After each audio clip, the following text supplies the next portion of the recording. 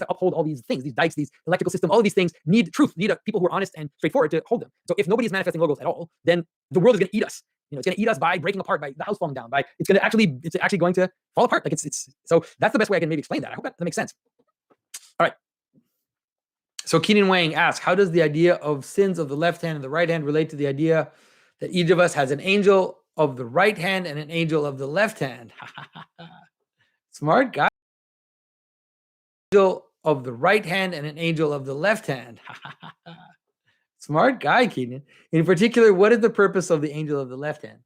Does the angel of the right hand remind us that we are one with God, while the angel of the left hand reminds us that we're human and separate from God, which seems to be both a warning and statement of our purpose as part of creation. So the angel on the left hand is a demon. Like they're definitely like angels and demons are the same type of being, but it's important to kind of distinguish them. And so the way that Father Stephen talked about this in terms of St. Gregory, I think it was St. Gregory the Great, who talks about the angels of the left hand in Job. And so the idea is something like the demon, let's say, is helping you despite itself. And so it's so you can understand it like this. So you could understand it like the temptations you have, they are reminding you of something. And so the temptations and the accusations, they can drag you away, but they can also, if you're attentive, they can also be the sign to kind of turn the other way as well, to turn the right side towards the divine, let's say. So you know how also this idea that, so like, I mean, I don't know if you felt like, maybe I'm the only one who felt it. Like if you give in to your passion, like you consummate some sin, some excess, something, then when that happens, there's like a weird moment after that. And there's like a weird moment that you can grab onto and that can actually help you to get better. It's like you can call it regret, you can call it kind of sobering, you can call it a kind of little moment of being awake, after whatever it is you've done, or what, you lie, for example. You're talking to someone and you lie for no good reason, to just make yourself look good or to avoid a problem or whatever. And so it's like you lie, and then all of a sudden it like hits you, you realize that you lied.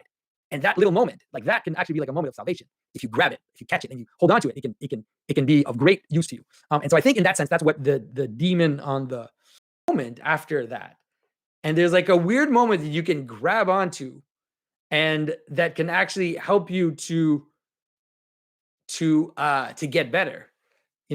It's like you can call it regret, you can call it a kind of sobering, you can call it a kind of little moment of being awake, after whatever it is you've done, or what you lie, for example. You're talking to someone and you lie for no good reason, to just make yourself look good or to avoid a problem or whatever. And so it's like you lie, it's in a circle.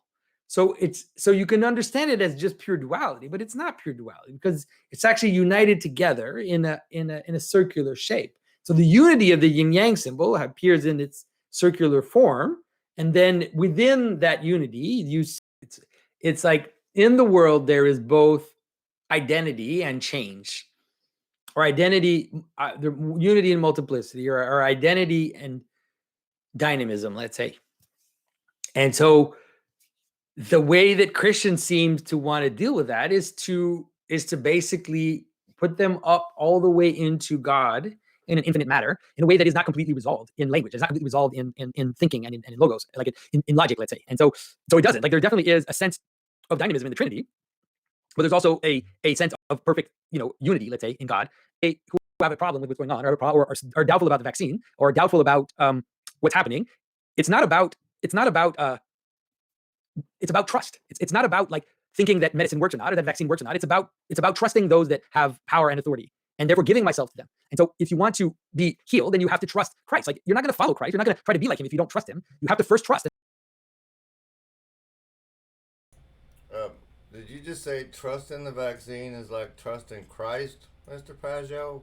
So it's like, so you could see it as a doctor, right? Even in terms of what's happening now with COVID. And so a lot of people, let's say, who have a problem with what's going on, or are doubtful about the vaccine, or doubtful about what's happening, it's not about it's not about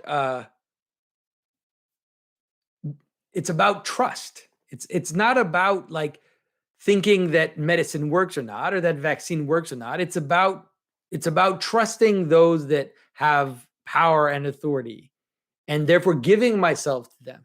And so if you want to be healed, then you have to trust Christ. Like, you're not going to follow Christ. You're not going to try to be like him if you don't trust him. You have to